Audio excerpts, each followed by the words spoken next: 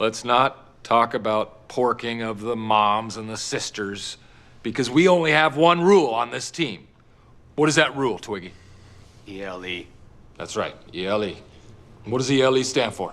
Everybody love everybody. Everybody love everybody.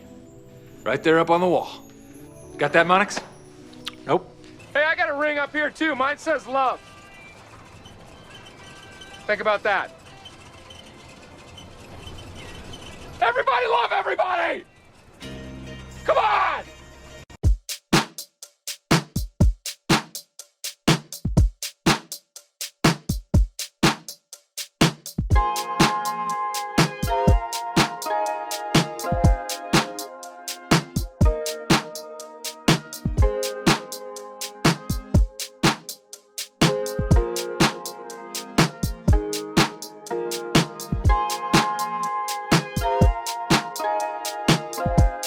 Hello. I'm Megan. I'm Matt. And you're watching The Night Owl. So, sorry guys, our last video that we did had no audio. I know some of you guys commented on that. So we're going to try and talk about the same topics that we talked about last time. And we are streaming with Melon. It's amazing. I love the streaming service. And we don't have to worry about using Zoom anymore. Because even though I was using my camera, Matthew, sometimes the quality would get kind of like... if you guys are new, I'm Megan. I'm Matt. And this is The Night Owl Chicago, an all-inclusive podcast that talks about music, art, and life, and everything in between. Now that we've upgraded our lives, we want to upgrade our topics, keep everything fresh for you guys. We're not going to talk about COVID. We're not going to talk about politics or religion. It's going to be fun. It's going to be light. It's going to be cool. Nestlings. You are our nestlings. I found the word for our fans. Baby owls are nestlings, and you are our little babies. So sit tight, grab a snack, and let's get started. What I had back then was I thought was very fun, right? Was the renewal of Netflix's show Sweet Tooth. If some of you can remember way back when I had spoken about that, I had broken, I think, a new rule that you and I had formed that if we're going to invest our time into a series, we had to make sure there's another season coming. Better make sure there's more than one season's worth of it to invest time, to make sure, right, you get past and invest in storylines and also like the fact that 2020 was really hard for movies because there are still movies that I've been finding that are only a season. So movies. This is a TV series. Series, that's going to have multiple episodes in a story arc that you're kind of looking. And, some of them, we've had the rug pulled out from underneath us. And that's why we kind of came up with that rule. And everyone hit and broke You were so upset, Matthew. Every episode was, but they're going to redo it. So season 2, not redo it, but they're going to have season 2 of Sweet Tooth on Netflix. So very excited, very, very excited to kind of see where that story takes us. Yeah, I love that. If you don't remember, it was the kind of half breed, half animal, half kids, post-apocalyptic kind of world. Although it was probably a tweener type story. I don't know. I think it was for everyone. It was for everybody too. Visually, you liked it. And you're not a teen. Yeah, so I think it might actually been a little too dark for some children. It's a little traumatizing. A lot of adult issues that happen with this main character that it's hard for him to kind of, he's a young kid. So I think it reminds me a little bit of Avatar, just because like the half animal human hybrid kind of entity that exists. I had looked up on IMDb that some of the filming had been during that show, so that's why sometimes they had only a few characters like at one time or at certain times, but it kind of fit into the narrative of what if after COVID there's half-breed babies, and it's because the earth is trying to replenish itself and like start with a new species. It's all about evolution, magic, and just plain human emotion. He and I cried, and he cries for the small Yeah, things. I mean, it was I an actually did episode. cry. It was really good. Yeah, it was really good. I see there has been more since when I had first spoken about that, and this was Bathgate. So apparently on some podcast, right, Mila and Ashton Kutcher had let it be known that they do not bathe their children every day, and apparently that sparked some huge controversy because since then we've seen a wave of, I would say, celebrity parents having weighing in, other celebrities weighing in, and then it kind of gave this other question because most of the celebrities, let's face it, they kind of all have the same skin color as far as the people that are revealing they do not take baths every day. I don't really take baths anymore. Like if I take baths, it's during the winter and I just want to Or soak. showers or clean. Like But if they I said, shower, I think mean, I only shower once or twice a week. they admitted that they clean, folds and body parts like kind of dermatologists suggest, but as far as a Hooker shower. full-blown shower, Yeah. I mean, it's Just use some wet wipes. probably not that necessary. Yeah. And one reason, potentially some doctors believe why we've seen an increase in skin diseases over the years is because the number of harsh chemicals and soaps and the frequency at which we're using them. We're being told every day, some people are 2 times a day. I think eventually, like, one celebrity weighed in, was it The Rock or somebody? He takes 2 showers a day. What? Is it- What? Well, he's a big dude. He's a big dude. You work He probably out. has. He probably works out No. he probably does like 2 a days or whatever. But like, unless I'm It walking was around first outside. world problems. I will say that with that. Well, and Ashton and Mila, I don't think they ever flex their wealth or flex their No, and celebrity. it was on a you know? podcast that they did. It wasn't like, again, they were advertising or putting out commercials. Mila and Ashton, come on our podcast. Let's do this because I have questions. I have lots of questions. But yeah, I think it's probably better because you want the good bacteria on your skin. Well, there's such a thing, right? As you playing know. in the dirt and getting dirty. Yeah, you gotta and eat just some build sand. that immune It's all right. up. Yeah, Eat some build that sand, eat an immunity up. earthworm, You gotta eat a eat bug. little dirt. Eat a bug. I mean, you get curious when you're a kid, put a whole handful of sand in your mouth. The worst that's gonna happen is you're gonna poop it out. It's okay. You're gonna learn. You gotta learn.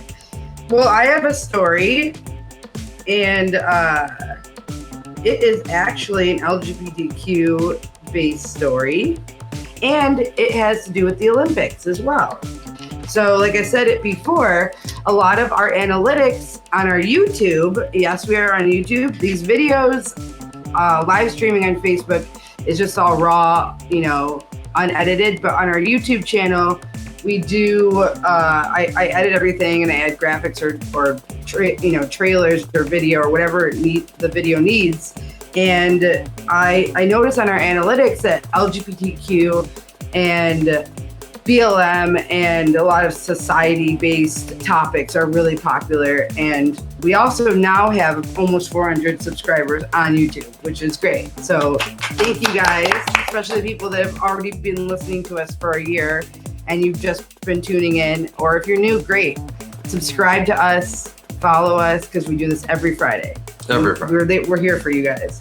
Most every Friday. Well, yeah. try. I mean, I had a cold last week, so that's why I couldn't do it.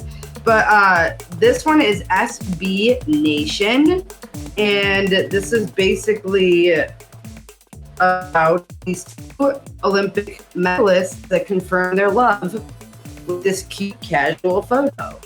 So I'm going to share it on my screen so you can see it. Give me a second. I'm going to read the article first, and then you guys can see what they look like and everything. These 2, I think their names are Karis Artingstall, I'm bad with names, I'm sorry, and Lauren Price confirmed their relationship with this photo in an interview with BBC. So Lauren Price and Carice returned to Great Britain, both boxing medal winners at the Tokyo Summer Olympics. Now we know that they are also a couple and part of the team LGBTQ.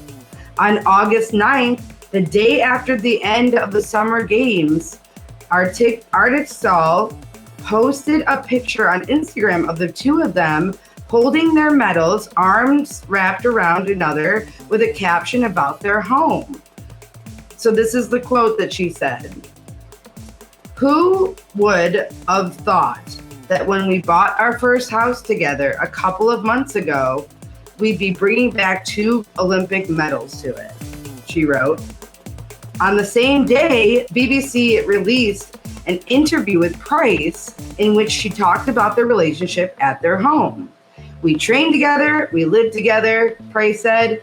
We just bought a house a couple of months ago and we never thought we'd be taking 2 Olympic medals back there. Boy, that's amazing. 2 in one household. Yeah. And then she said, as soon as we won them, the first thing I thought was, where are they going to go now? To be sure, it wasn't the first time the couple had posted photos of them, of the 2 of them. It left some wondering aloud if they were an LGBTQ couple.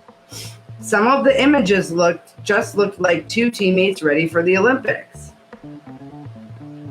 Other images looked like maybe 2 friends having laughs on a trip to Gran Canaria Winter Pride. I'm trying to see if I can share this. So one of the Instagram photos, they're just like standing with their drinks and they're in a house. They look like they're having fun. They're not holding hands or anything, but they're just standing casually. And Lauren Price says, must be said, I had a great crack with this one this week. And it says laugh emoji, rainbow emoji. We certainly let our hair down. All we did was laugh from start to finish. A little partying never hurts anyone after the year we've had. But back to business now, hitting the graft hard for a big 2020.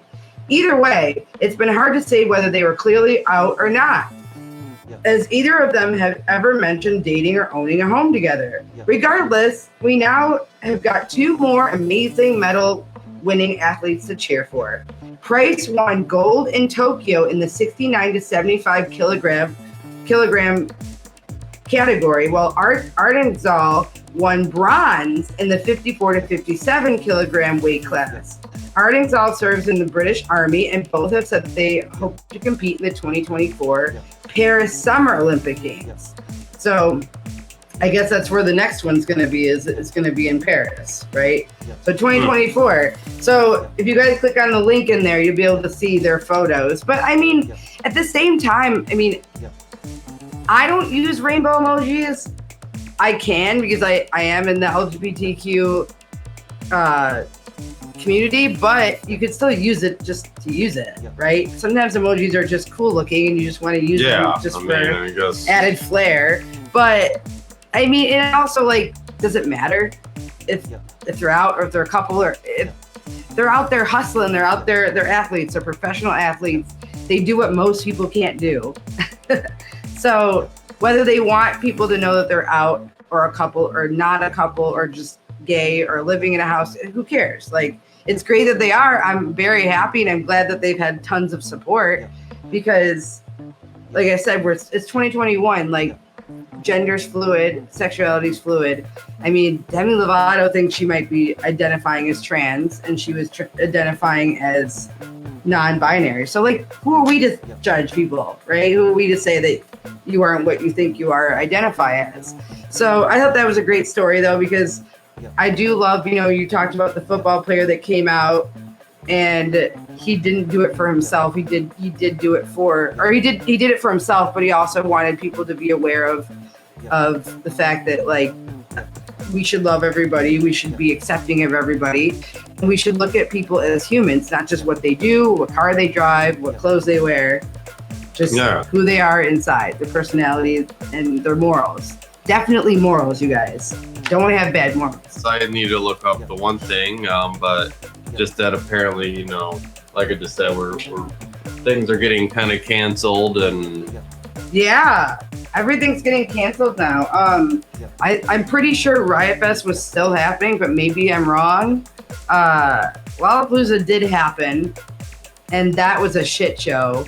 The photos, it was like people were playing Where's Waldo in the crowd to find people wearing masks, and like I posted again, they didn't have to at that time, and as long as they could kind of prove, although I think that's a lot of people. You could argue to say that they may not have been the most strictest on what they were checking for or looking for. But no, here we are. It looks like, I kind of noticed good old Trent Reznor and 9 Inch Nails. I think a lot of people were excited to kind of see that band. I think they even played at Lollapalooza. They were scheduled to play a pretty big kind of hard rock metal event here later this year. And they are bowing out for the rest of the year. But you know what? They're older. They might already have underlying issues. Or they just want to be. They just want to take. So to put it on that spectrum, it's interesting measures. you bring that up, because then now I see the South Korean pop band BTS is also putting the rest of 2021 tour on hold. Oops. Okay. Well. I'm anything better, anything than that? Because I'm not a big. I mean, I was going to look up because I also see that Illinois is officially named a microbe. So that's something I think I'm going to look up. Here what does that mean? Well, like we have a state flower, a state bird, maybe state cheese. I don't know. But they have officially come out with an official microbe. Do you know what the microbe is? I think it was lactopenicillin or penicillin rubens. That's what it's called? Yeah, because basically the antibiotic penicillin was designated the state microbe because I think it was further developed kind of here. So they celebrated that. Illinois has a state pie, pumpkin, a state mineral, fluorite, and a state exercise, cycling. Now it has an official state microbe. WTTW News reporter Patty Wetley joins us with the microbial details coming out of the state lawmakers' latest session. We thought Amanda had all the deets, but no, Patty, you've got the good stuff. It seems a little unusual for this to have passed as a bill, but what is our state's official microbe and why? Well, it is Penicillium rubens. I hope I'm pronouncing that correctly. And as you might have guessed, it is important. It's what we use to make penicillin. And a small known historical fact that might surprise some folks about Illinois is that there's a reason. Some microbes have become resistant to penicillin. Oh, okay. So that's why you need to make sure that it's. There's at least more than 5 different, I think, bacteria strains or virus strains out there that if you get them, well, bacteria, because it's antibiotic, right? Yeah. There is no cure. You will remain in a bubble in a hospital for the rest of your life, quarantined away from the rest of the world, because there is no cure. Oh my gosh. And you are contagious. You gotta, it's like all the Contagion movies or all the movies. It's like your eyes start bleeding and we have to throw you in. No, it's not like that. It's just the fact that it is normally a lethal disease of these, and there's no medicine because we've used so much antibiotics out there. But it's interesting, right? So the first one there, penicillin, there's a lot more, but penicillin the first, and we're going to celebrate it as our state microbe. Oh my goodness. Well, I wonder what other states have what their microbes are. I think we are one of the first to maybe the few to Congratulations, Illinois. Congratulations. Advancing science, right? Yeah, we're not that dumb. Let's keep going with the science. Maybe that's why we wanted to make that happen there. Yeah, let's keep that up because you know what? We need more people like that. Those people are behind the scenes. So you don't see them in your hospitals or in your clinics or anything. They're up in the labs, they're up in the, nowheresville, and they're creating cures. It's amazing. And yeah, well, I guess that's going to be it for today. It's going to be the shortest on record, I think. I only picked one topic to talk about, but I will include more in the YouTube video because I actually want to maybe do some investigating on interviews with these 2 Olympians. I did see some links for actual YouTube videos, so I might include that in this video. So it'll just be beefed up a little bit and a little surprise starring Will Ferrell. It might be in the beginning of this video. So stay tuned. I think I should be actually finished with it by Wednesday. So tune in on Wednesday on our YouTube channel, The Night Owl Chicago. It's all the same on every platform. And we have an Instagram now. So The Night Owl Chicago on Instagram. Please follow us. We need your support. We would love for you guys to follow us on there. I did bite the bullet, you guys. I'm never getting Twitter. We're not doing that. It's too much. You can tag celebrities, Gals though. won't tweet, but we will gram. Yes, we will Gram, we will Facebook, we will YouTube. That's about it. That's all my brain can take. All right, that's all we can do. Yeah. So we want you guys to stay happy and stay healthy and wear a goddamn mask. I'm Megan, I'm Matt. and you're watching The The Night Night Owl.